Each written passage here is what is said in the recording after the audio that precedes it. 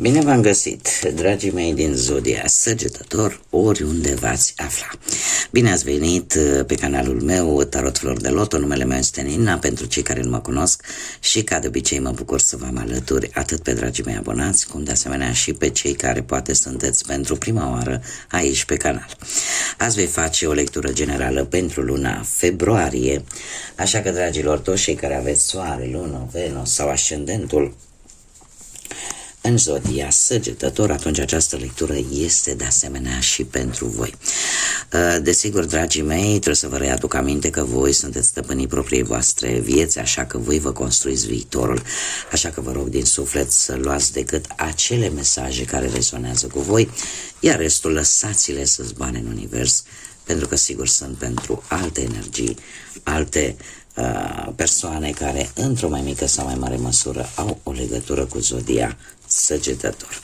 Și așa cum v-am obișnuit, cei care deja suntem împreună de ceva vreme, știți că voi extrage câte o carte pentru fiecare săptămână a lunii februarie, în așa fel încât să ne formăm așa o imagine per general a întregii luni.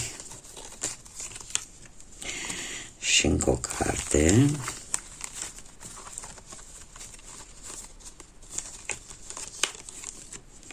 Bun. Și avem prima săptămână din februarie vine cu bastonul, da? Așa se numește cartea, dar vine cu o atenționare de a acorda mai multă atenție anumitor semnale pe care ți le dă propriul organism referitor la sănătatea voastră, da? Nu lăsați lucrurile așa nestudiate, dar dacă simțiți, organismul uman are o măsură de protecție și de multe ori îți arată că ceva nu e în regulă acolo în interiorul tău, da? Deci nu neglijați și dacă vă simțiți slăbiți sau simțiți orice alt simptom, bine ar fi să căutați să vedeți de unde provine și să o luați din pripă, da?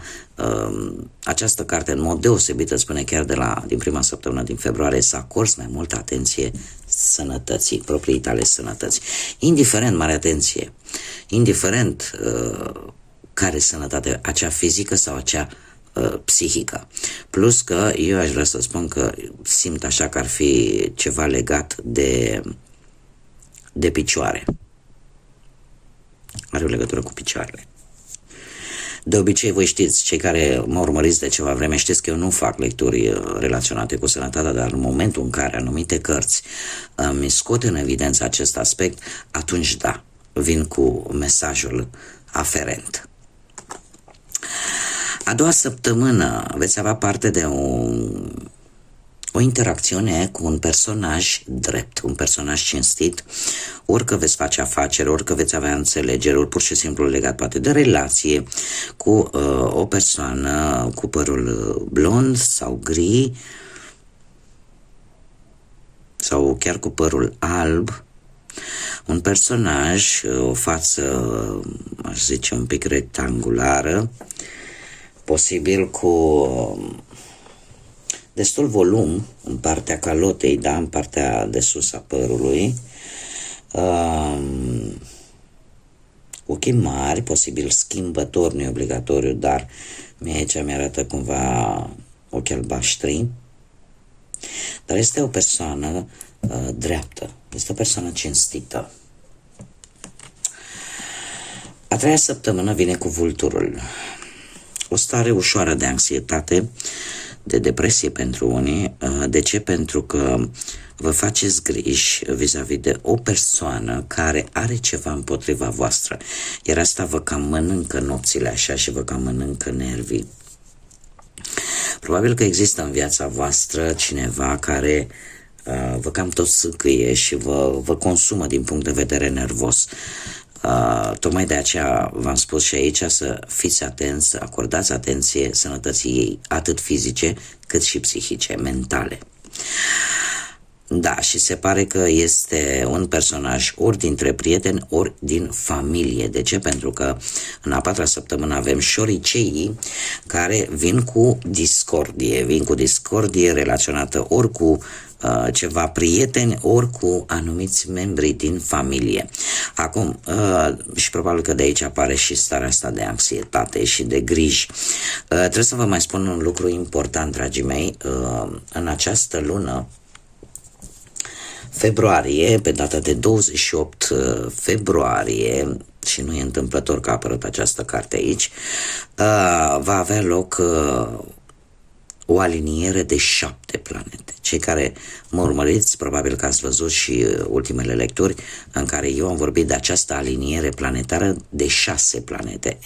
În februarie, pe data de 28, se va mai adăuga încă o planetă importantă, este vorba despre Mercur, și se vor alinia cele 7 planete care vin într-adevăr cu o energie cosmică extraordinar de puternică.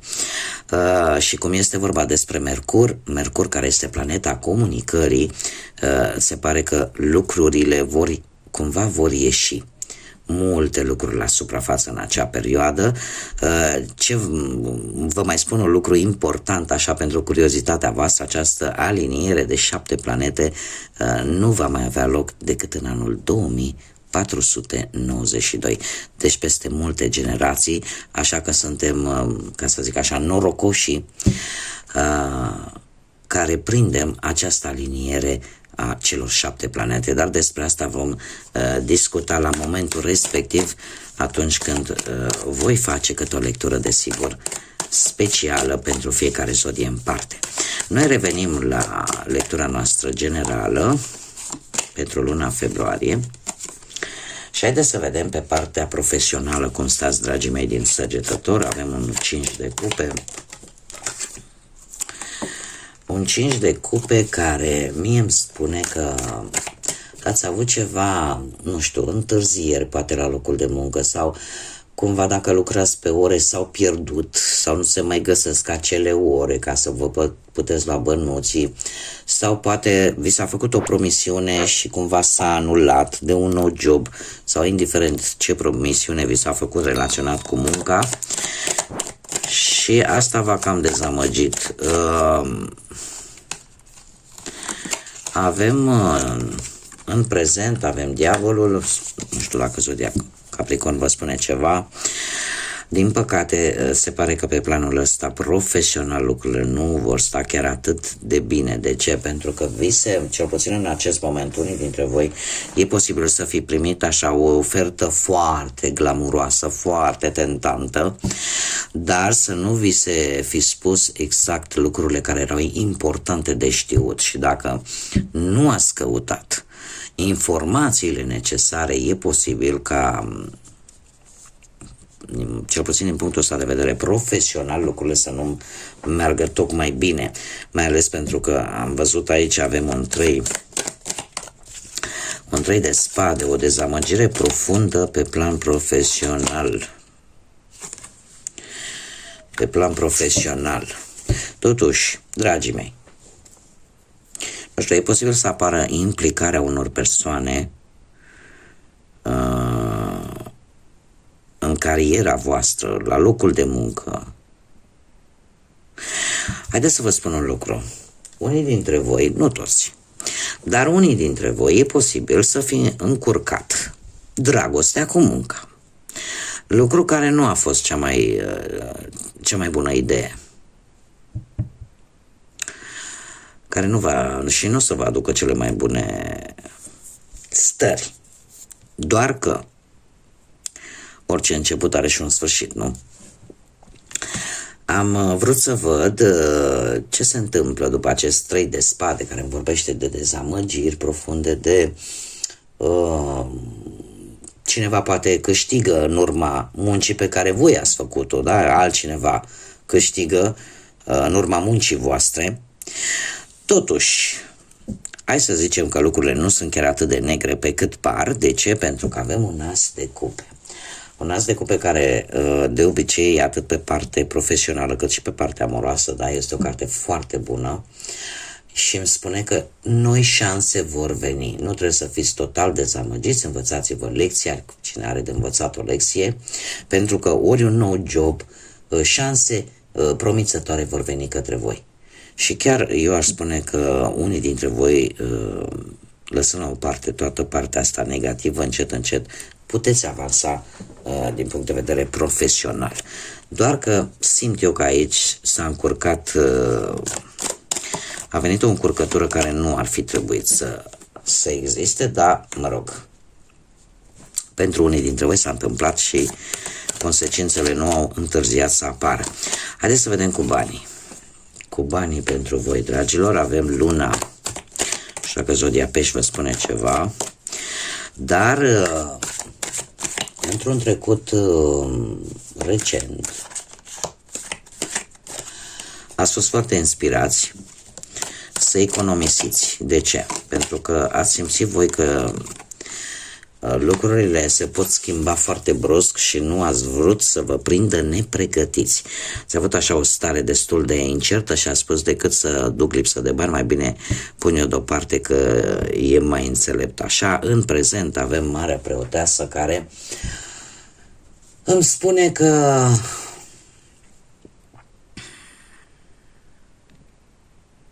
parcă nu mai aveți încredere așa în oricine în ceea ce privește banii.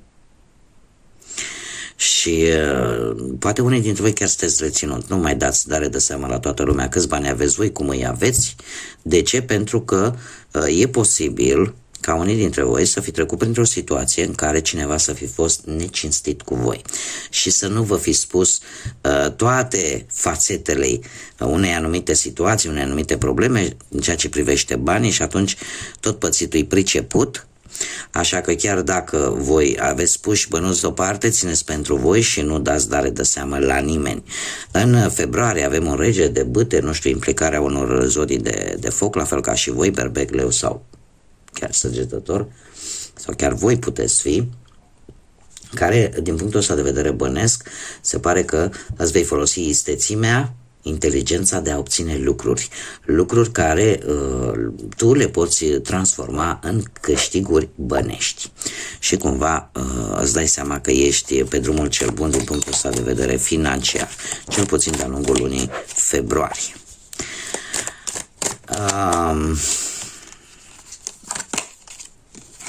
Haideți să vedem cu dragostea cum stați. Prima oară cei care sunteți deja implicați într-o relație și avem un 6 de spade.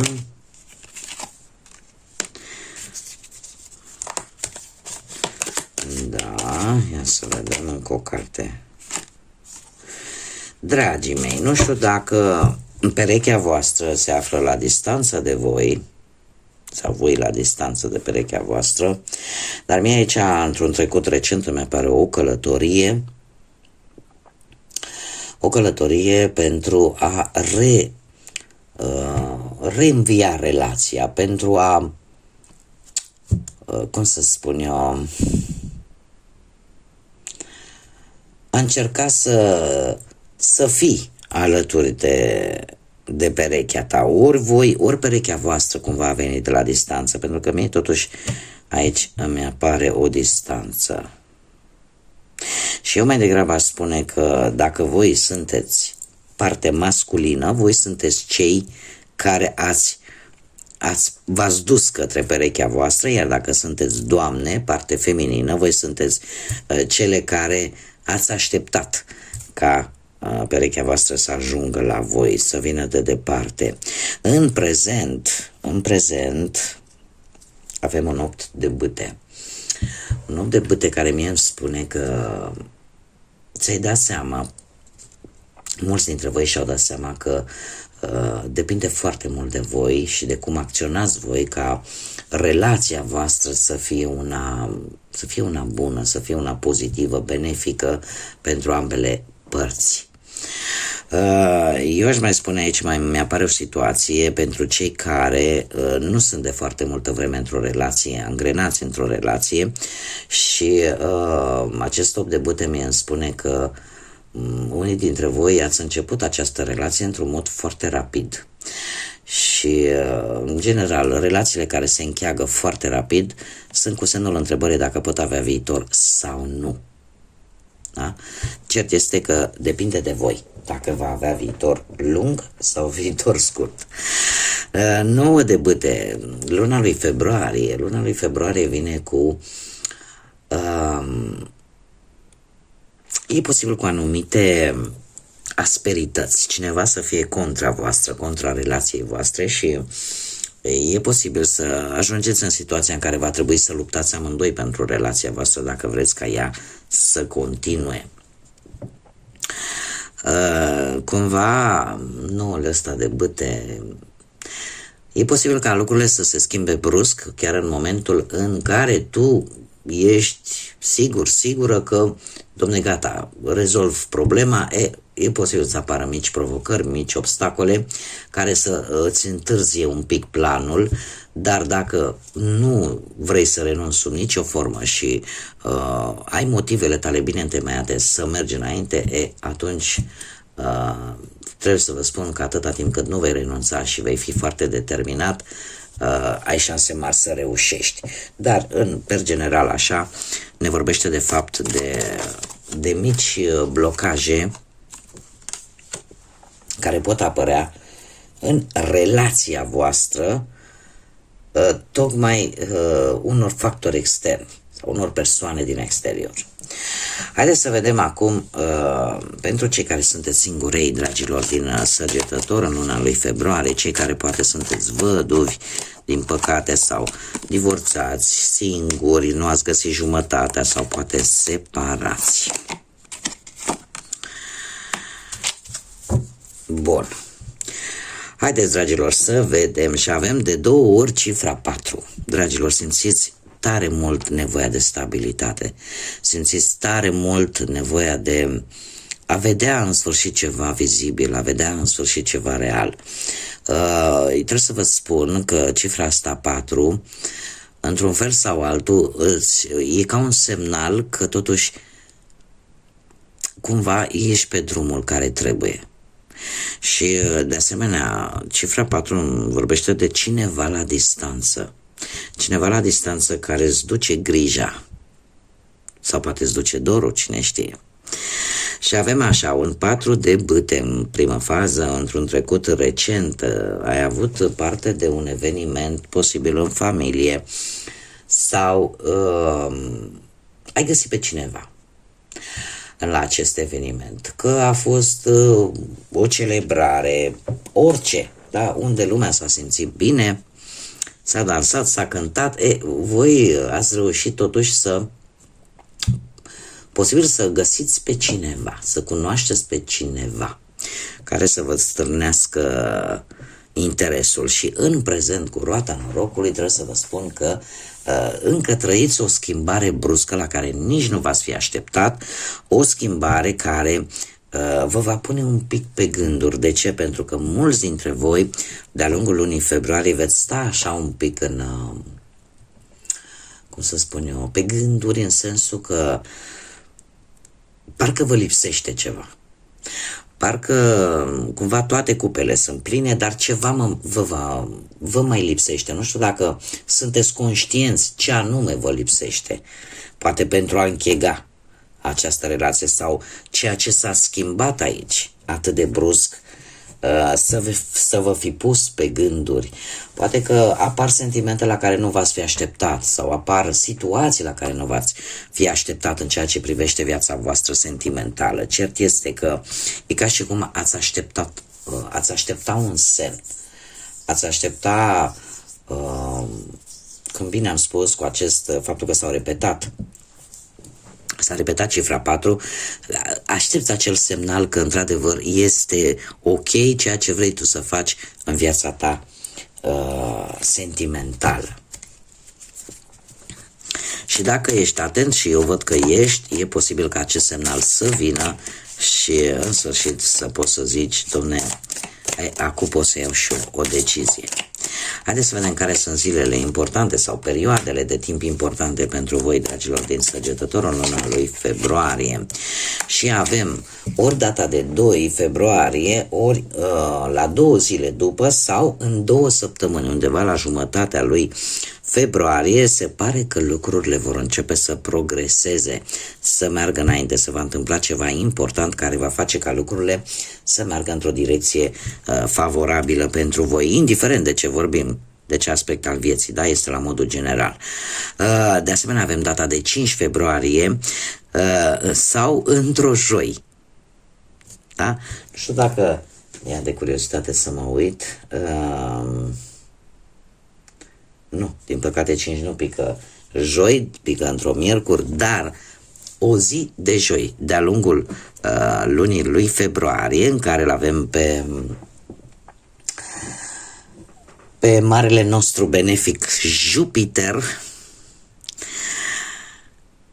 care îți spune să-ți urmezi energia.